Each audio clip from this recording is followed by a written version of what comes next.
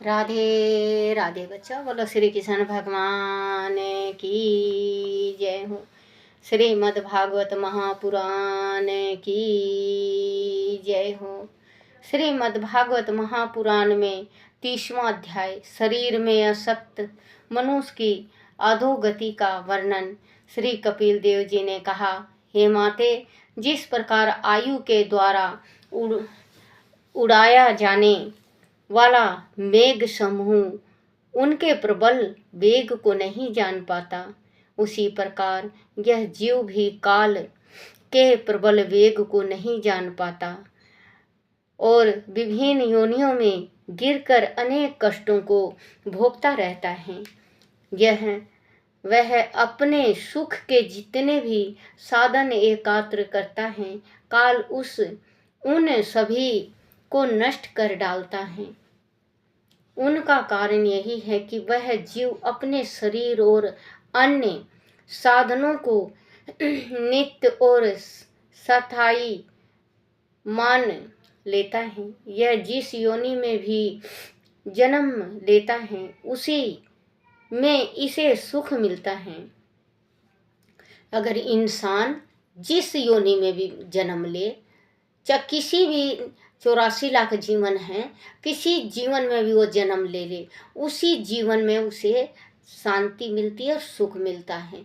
जैसे कि बिल्ली हैं, शेर है, भालू हैं, चीता हैं, गऊ हैं, सांड हैं, उसको उसी योनि में अच्छा लगने लगता है। वो चाहे कितना भी इकट्ठा कर ले अपनी माया धन की सुख सुविधा, लेकिन जिस टाइम काल आता है ना, तो काल नहीं देखता कि इसके पास धन है या नहीं, या गरीब है या अमीर। बच्चों, काल तो बस ले जाने के वास्ते आता है। तो वही कहते हैं कि थोड़ा अगर मुट्ठी का दान दिया हुआ अगर आप चलते हो लेके, तो आप स्वर्ग को जाओगे। और अगर आप किसी को तंग करके, किसी का हक मार के, और किसी का, देखो बच्चों, हक किसके वास्ते मारते हो आप? हक किसके वास्ते मारना है? यही कितने ही युग बीत गया, कितने आए राजा रंक और कितने चले गए। हमें भी एक दिन जाना है। हमें हक मार के क्या करना बच्चों? हक तो वो मारता है जो जीवन अमृत खा के आए और जीवन जिएगा। यहाँ ना कोई आया ना कोई बचा, जो आया सो गया, जो आया सो गया। यहाँ भगवान भी नहीं रहे। श्री राम आए, उन्हें भी जाना पड़ा। कृष्ण आए, उन्हें भी जाना पड़ा।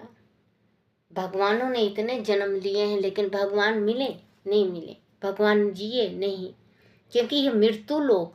अगर हम मर रहे हैं और भगवान आके यहाँ श्री राम जी अगर जीते हुए नहीं मरते या नहीं जाते, समाधि नहीं लेते, जल समाधि, या कृष्ण भगवान है उनसे नहीं, उनके अंगूठे में तीर मारता, तो बच्चों मृत्यु लोक फिर तो मृत्यु लोक था ही नहीं।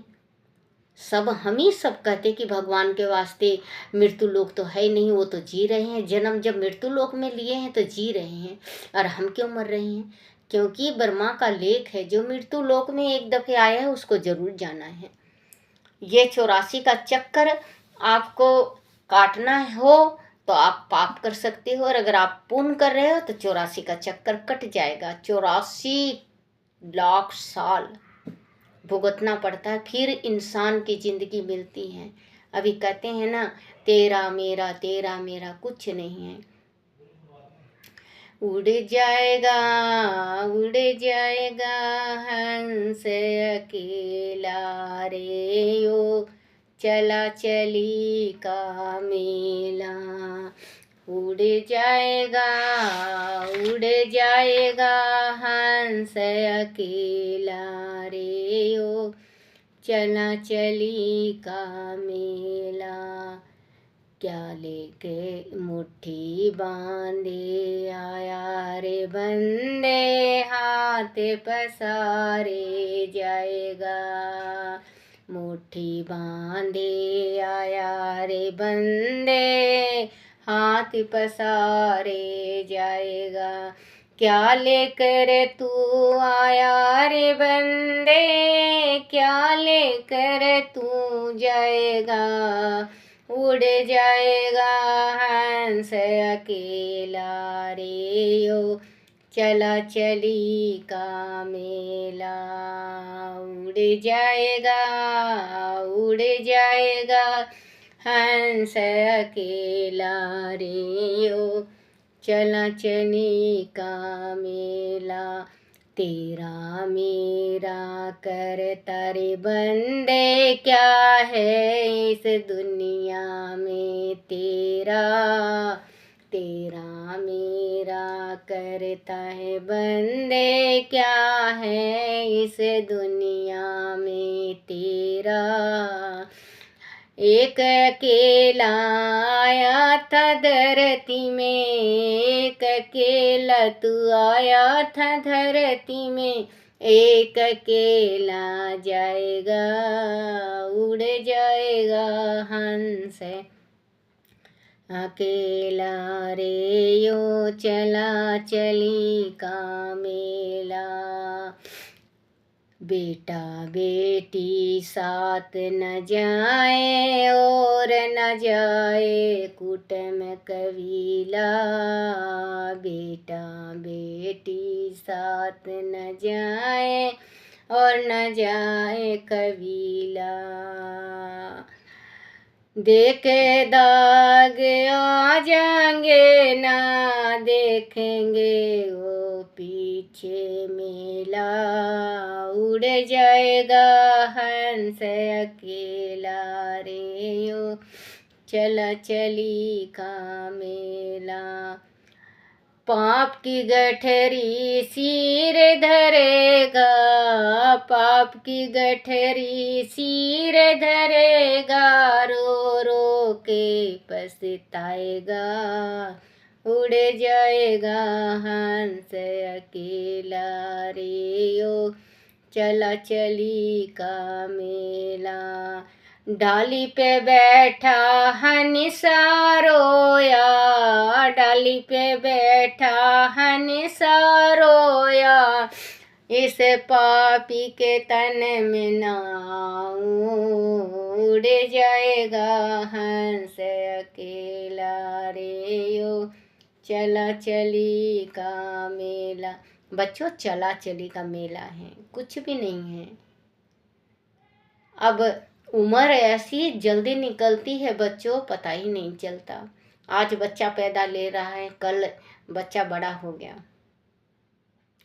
जब भी कहते हैं, किसी बुजुर्ग ने कहा है, अगर बेटी हो गया तो समझो जमाई आ गया, और बेटा हो गया तो समझ लो बहू आ गई। तुरंत ही अपने कंट्रोल में इंसान को रहना चाहिए अगर बेटा बेटी हो जाए तो, क्योंकि अगर वो अपने माँ बाप को तंग कर रहे हैं तो वो सोच समझ के करें, अपने माँ बाप को परेशान और तंग कि हमें आज बेटा बेटी वाले हो गए हैं। आज हम जमाई को दुर्शीस रहे हैं, दुरकार रहे हैं, दुदकार रहे हैं, तो कल हमारा जो जमाई आएगा उनको हमारे बहू बेटा दुदकारेंगे। आप अपनी बहन के जीजा को, आप अपनी बहन के घर वाले को, अपने जीजा को इज्जत करा करो, सेवा करा करो, सत्कार करा करो, तो आपको इज्जत सेवा सत्कार मिलेगा। बहन की इज्जत करो, बेटियों को इज्जत दो तो आपको इज्जत मिलेगी। माँ को इज्जत दो, ये नहीं कि माँ आपसे 2 रुपये मांगी तो आप उसको गाली दे के भगा दिए, कुछ भी नहीं है। संसार में माँ से बढ़ के कुछ नहीं है। संसार में को नष्ट कर डालता है। इसका कारण यही है कि वह जीव अपने शरीर और अन्य साधनों को नित्य और स्थायी मान लेता है। वह जिस योनि में भी जन्म लेता है उसी में इसे सुख मिलता है और उसी से इसको मोह हो जाता है। यह उस मोह जाता है, वह यह उस योनि को छोड़ना नहीं चाहता। मनुष्य योनि में भी वह अपनी स्त्री, पुत्र, माता पिता, बंधु बंधनाओं के सुख दुख के मोह में उलझा रहता है और विविध पाप कर्मों में फंसा रहता है। अपने स्वार्थ के लिए चोरी और हिंसा करने से भी परहेज नहीं करता। क्षणिक सफलता को ही वह सुख मान लेता है और अभाव की स्थिति में भगवान और संसार को अपशब्द कहकर पाप का भागी बनता है। जब वह अपने परिवार का पालन पोषण करता है। बच्चों माफ करना, जुकाम सर्दी जुकाम बहुत तेज हो गया है, मुझे सिर में दर्द बहुत ज़्यादा है, एक ब्लड प्रेशर बहुत रहता है। 9 दिन का नोरता व्रत कर रखा मैंने माँ भगवती का। मैं माँ भगवती का भी डालती हूँ, आप सुना करो, क्योंकि सुनने से देखो बच्चों हर एक 5 उंगली बराबर नहीं होती। किसी के घर में समर्थ है जो माँ भगवती का करवा लेता है, शिव चंडी माता का सप्तशती, और किसी के समर्थ नहीं है तो अपने घर में अगर है तो पढ़ो, नहीं हो तो लाके पढ़ो, और नहीं तो आप सुनो, क्योंकि ये 20 मिनट का होता है, 20 मिनट 25 मिनट का आप सुनोगे, आपके जो मनोकामना है जरूर माँ शक्ति पूर्ण करेगी। क्योंकि मैं तो 10वीं के दिन में पारण करती हूँ यहाँ हरियाणा में, मैं हरियाणा में ही रहती हूँ, तो हरियाणा में तो अष्टमी को कर लेते हैं पारण, लेकिन मैं छत्तीसगढ़ की हूँ तो मैं उधरी से अपना मतलब माँ भगवती का भक्ति करती हूँ, तो मैं 10वीं के दिन पारण करूँगी। तो थोड़ा जुकाम हो गया, ठंडा पानी से दोनों टाइम नहाना पड़ता है ना, तो थोड़ा तबीयत बूढ़ा शरीर है, थोड़ा परेशानी हो जाती है। बोलो श्री कृष्ण भगवान की जय। सफलता को ही वह सुख मान लेता है और प्रभाव और अभाव की स्थिति में भगवान और संसार को आप अपशब्द कहकर पाप का भागी बनता है। जब वह अपने परिवार का पालन पोषण करने में असमर्थ रहता है तो इसके परिवार के लोग उसे बुढ़ा बैल समझकर उसकी उपेक्षा करने लगते हैं। इस पर भी इस जीव से वैराग नहीं होता, भले ही परिवार में ऐसा हाय होने के कारण इसकी जिंदगी कुत्ते जैसी क्यों ना हो जाए। इस प्रकार जो मूढ़ पुरुष, देखो बच्चों इसमें बताया है कि बुजुर्ग इंसान हो जाता है तो उसकी जिंदगी अपने परिवार में कुत्ता के समान हो जाता है। बुढ़ा बैल समझ के उससे कोई पूछता नहीं, कोई उससे कुछ सलाह नहीं लेता, वो एक कोने में पड़ा रहता है खाट में। तो बच्चों अगर जब तक चल रहा है शरीर, जब तक आप काम करो, अगर टूट जाए बच्चों देखो बीमारी, भगवान से अभी से आप प्रार्थना करा करो कि परमात्मा बीमारी मत देना बुढ़ापा में, बहुत जिंदगी नरक हो जाती है बच्चों जिसके बुढ़ा का शरीर बीमार हो जाता है। बेटा धमकाएगा, पोता धमकाएगा, पोती धमकाएगी, बेटी डांटेगी। बेटी एक असर में अपने माँ बाप को प्यार करती हैं, लेकिन बहू बेटों का बहुत बुरा सलूक होता है उनके साथ। तो उनको भगवान के ध्यान में रहना चाहिए।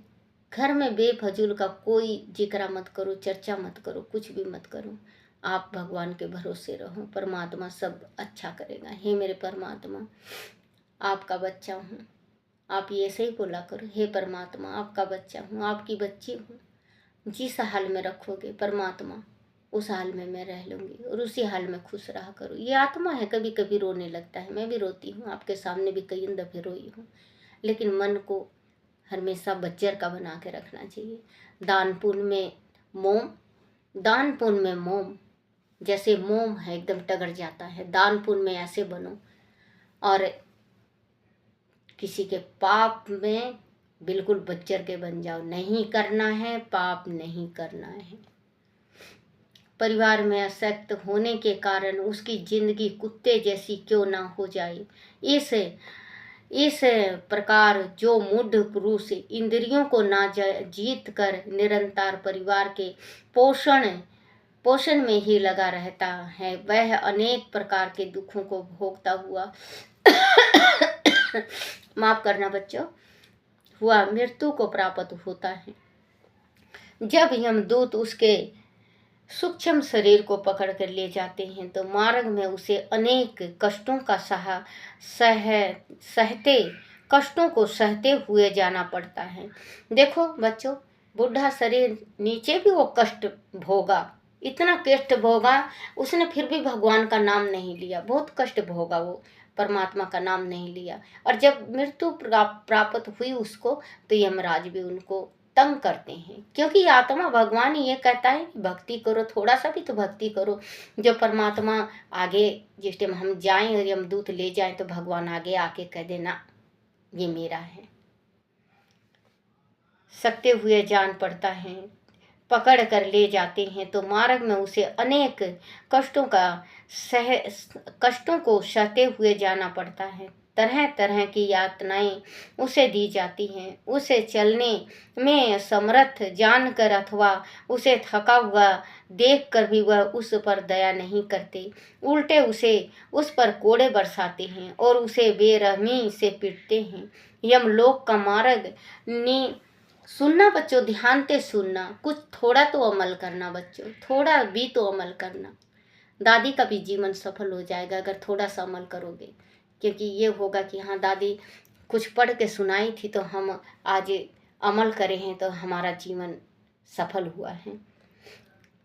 करते उल्टे उसे पर कोड़े बरसाते हैं और उसे बेरहमी से पीटते हैं। यमलोक का मार्ग 99,000 योजन लंबा है। इतने लंबे मार्ग में उसे तरह तरह की नरगिया यातनाओं को देते हुए यमपुरी ले जाया जाता है। सांप बिच्छू उसे डसते हैं, उसे खोलते तेल के कढ़ाई में डाला जाता है। उसके शरीर के मांस को गिद्ध और भयानक कुत्ते नोच नोच कर खाते हैं। उसे पर्वत शिखर से कटीले झाड़ झंगाड़ों में गिराया जाता है। उसे विष्ठा और मल आदि खिलाया जाता है। जो किसी को कभी अन्न का दाना नहीं दिया है, जो किसी से कर्ज लेके नहीं देता है, जो किसी के रास्ते में कांटा बोता है। कांटा बोना उसको होता है जैसे किसी का रिश्ता आ रहा है, अगर मान लो लड़की थोड़ी गलत है या लड़का गलत है, तो उसका कभी जिक्र नहीं करना चाहिए, वो कांटा बोना हो जाता है। जो आप सच्ची बात कहते हो, सच्ची बात वहाँ पे कहना चाहिए जहाँ पे लड़की का फेरा होता है। उस टाइम झूठ भी भगवान 100 झूठ भी माफ़ कर देता है। तो आप भूल से भी ये 2-4 काम मत किया करो, नहीं तो बहुत बहुत बड़ा नुकसान है जाता है। उसे विष्ठा और मल, अपना ही विष्ठा और मल खिलाया जाता है आदि खिलाया जाता है। ऐसे कितने ही नरगिया कष्ट, स्त्री हो या पुरुष, यानी कि पुरुष के वास्ते स्त्री तो एकदम भगवान के घर से उतरी है, उसको तो सीधे स्वर्ग जाना है। इसमें लिखा हुआ है बराबर का हिस्सेदार होता है, स्त्री हो चाहे पुरुष हो, स्त्री हो या पुरुष, सभी को भोगना पड़ता है। यह कष्ट उनके द्वारा किए गए संसारिक पापों के आधार पर उन्हें दिए जाते हैं। वास्तव में आदि देखा जाए तो स्वर्ग और नरक इसी लोक में विद्यमान है, किंतु मोह और स्वार्थ के कारण अहंकार में भरा प्राणी इस भुला रहता है और अनेक प्रकार के जंगम पापों के कष्ट भोगता रहता है। माते यह मनुष्य योनि बड़ी सावधान के उपरांत बड़ी